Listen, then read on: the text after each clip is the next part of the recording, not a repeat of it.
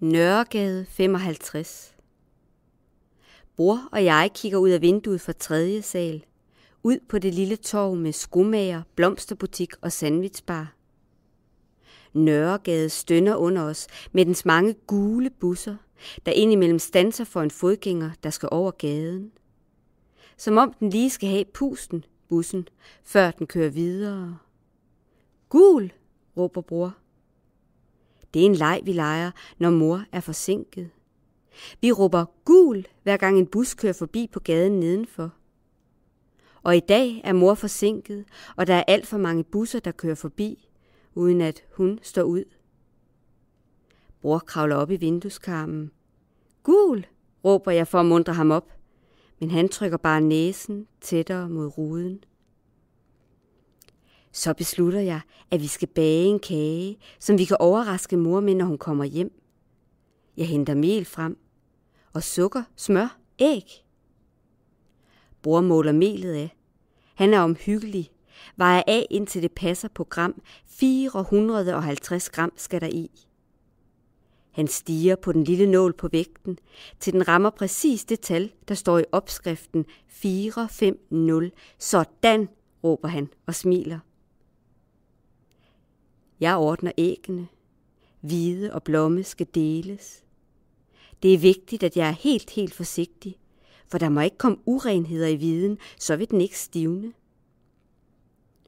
Jeg slår ægget let mod kanten af en skål, så skallen revner, og hælder derefter indholdet af den ene skal over i den anden, tilbage og så videre.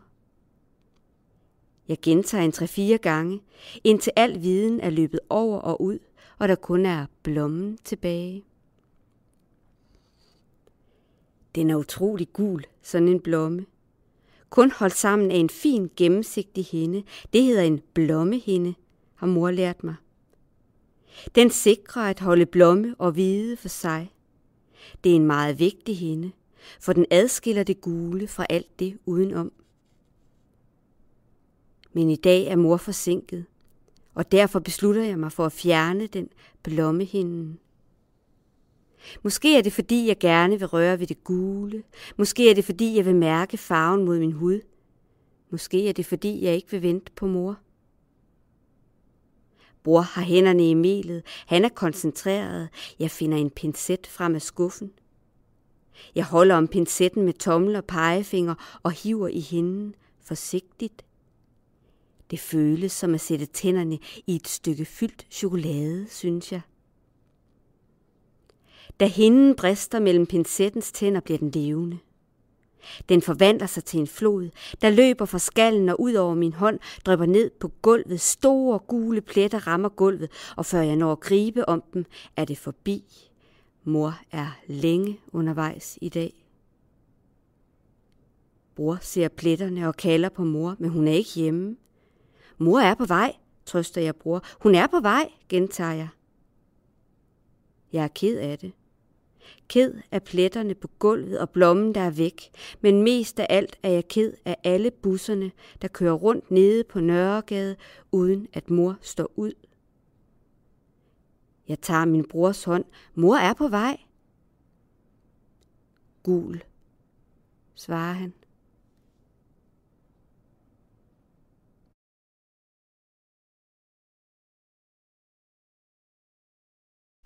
Tak for dansen.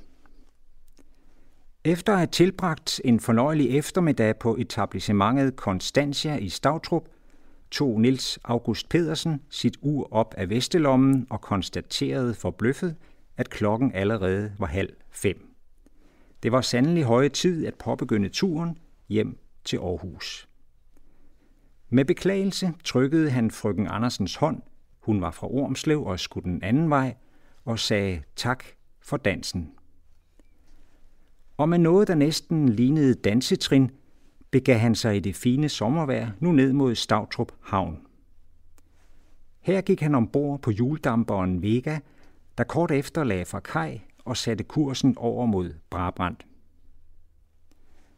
Strækningen, der skulle tilbagelægges, var forholdsvis beskeden, men overfarten tog alligevel sin tid, meget længere end sædvanligt forekom det Niels August Pedersen, der flere gange utålmodigt kæmpede sig gennem skorstensrøgen for at henvende sig til skibets kaptajn. Han skulle jo for pokker der nå et tog. Men kaptajnen trak blot på skuldrene og pegede på Vegas hjul, der piskede løs i søens blå vand. Først efter, hvad der forekom at have varet en evighed, kunne Niels August Pedersen gå i land i Brabrand. Han følte sig efterhånden meget træt. I dagens løb havde han unægteligt drukket flere øl end sodavand, og måske var det derfor, at han blev lidt konfus og pludselig mistede orienteringen, selvom det bestemt ikke var første gang, at han var på disse kanter. Men nej, efter rådvildt at have gået op og ned af Brabrand Hovedgade i næsten en halv time, blev han nødt til at spørge et avisbud om vej til stationen. Smilende rystede budet på hovedet og pegede hen mod det blå gadeskilt en halvsnes meter længere fremme. Stationsbakken.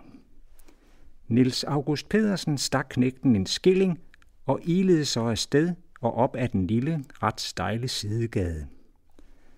Men han kom ikke så langt af den vej, for den sluttede næsten lige så hurtigt, som den var begyndt. I stedet for var der på tværs af gaden en græsbevokset skråning. Hvad er nu det for noget, spurgte Niels August Pedersen en gammel mand, der sad uden for et mindst lige så gammelt hus. Ja, sagde manden, der lå Brabrand station engang. I midten af 70'erne sprængte de bygningen i luften. Den fik et par stænger dynamit. Sådan går det med tiden. Pludselig er den ikke mere.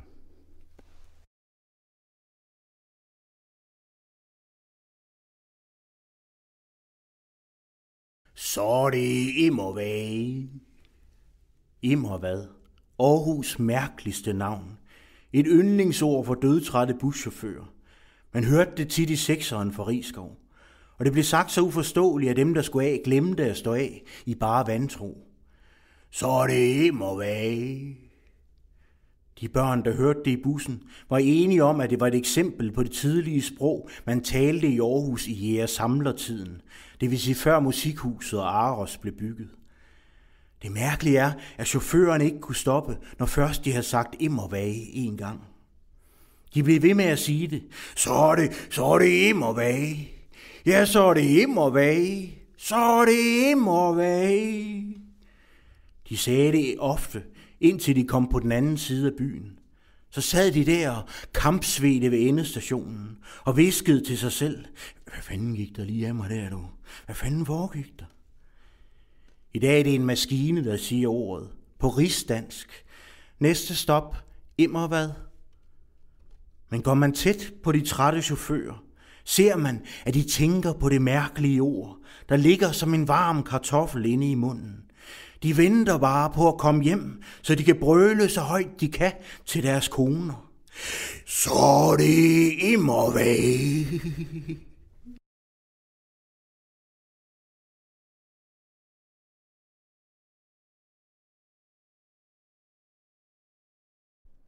Verdens ende. Enhver ved, at det mest vidunderlige gadenavn i Danmark er Kindhestegade i Næstved. Her vanker der ikke lussinger, men lutter smil, når udenbys besøgende får øje på gadeskiltet. At navnløs i Viborg ikke har noget navn, er vi også mange, der er glade for. At verdens ende oprindeligt lå i Brabrand, er der til gengæld kun få, der i dag er klar over. Den lå ikke så langt fra himlen, der stadig findes deroppe nær Lykkendalsvej. Nogen påstår, at navnet Hans Broge Sparker efterhånden blot har fortrængt verdens ende, men det passer ikke. Det var ved kommunalreformen i 1970, at man inde i Aarhus besluttede, at verdens ende ikke længere kunne ligge i Brabrand. Som rådmand Olof P. Christensen forklarede, der skal ingen ende være på Aarhus.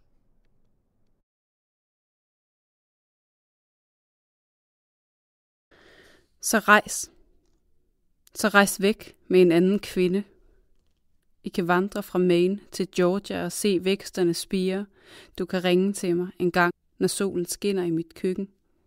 Så tager jeg telefonen, som om det var første gang. Så vågner jeg af min vintersøvn. Jeg går med telefonen i hånden i mit undertøj. Vi taler om den gang, du kom med rygsækken fuld af brød. Jeg sad i solen i gården. Vi taler om den gang, du lavede suppe til mig, mens jeg lå i en stor seng og snorkede. Og måske griner vi.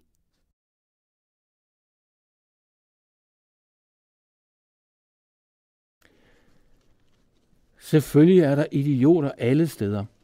Det er der også her. Og det er så det, man hører om i medierne. Men der er også et andet tilhørsforhold og en anden interesse. Man hilser på hinanden. En gang, da jeg skvattede om midt på gaden, så kom de simpelthen strømmende til. Og jeg må med skam sige, at det ikke var de etniske danskere, der kom. Det var alle mulige af de såkaldt fremmede, der kom og spurgte, hvad der var galt. Var der noget, de kunne gøre? Hvis du bor her, så er du en del af stedet. Så er du accepteret, som du er, bare fordi du bor her. Lige når man ankommer, er der en tilvændings- eller prøveperiode, hvor man også lidt selv bliver afprøvet, om man nu kan bo her, om man er i stand til det. Hvis man kan indordne sig under de regler, der er her, regler, der er uskrevne alle steder, de føles måske bare lidt skrappere her. Det er ikke sådan noget hvisken bag ligusterhækken om, han passer ikke helt ind her i kvarteret. Her er det mere direkte. Du kan blive mødt, endda flere gange, af sådan en flok helt unge halvbøller, som spørger, hvad fanden laver du her? En lille smule truendeagtigt. Og det er der nogen, der ikke kan klare, og som så siger, jamen, det rager da ikke jer. Man finder hurtigere ud af her, om det er noget for en eller ikke er. Der går ikke 5 år, før man finder ud af, om man i virkeligheden bliver set lidt skævt til. Og der er også eksempler på, at folk ikke kan klare det, og ikke forstår den her omgangstone, og som så simpelthen flytter efter 14 dage eller en måned, fordi de opfatter det for alvorligt, som om de tror, at det er en form for underkastelse af et eller andet kriminelt netværk. I starten cyklede jeg stadigvæk, og så begik jeg den dumhed at lade min cykel stå udenfor om natten. Og den blev så omgående piftet. Jeg pumpede den op igen, og dagen efter var den piftet igen. Men det sjove er, at i det øjeblik, jeg gik ned til min piftede cykel anden dag, så blev jeg omringet af en flok småunger, som simpelthen vidste alt om, at det var min cykel. Og det var unger fra hele blokken, indtil 15 unger fra 5 til 10 år, og alle sammen vidste, at det var min cykel, og det var tydeligt, de bare havde ventet på, at jeg skulle komme ned til den, og så samlede de sig om mig. Og de sagde, det var ikke så godt, din cykel den blev piftet, var, men vi ved godt, hvem det var. Skal vi hente ham? Du kan sige det til hans forældre. OK. Han kunne så godt tåle, at hans cykel blev piftet et par gange. Han er god nok. Og det er måske bedre, end at man har en bil, som hele kvarteret synes er en lille smule under standarden, og har synes det de sidste 3-4 år, før det går op for en selv. Og nu har jeg det sådan, at jeg er mere tryg ved at gå i Gellerup 3:00 om natten, end jeg er, når jeg går inde på Strøget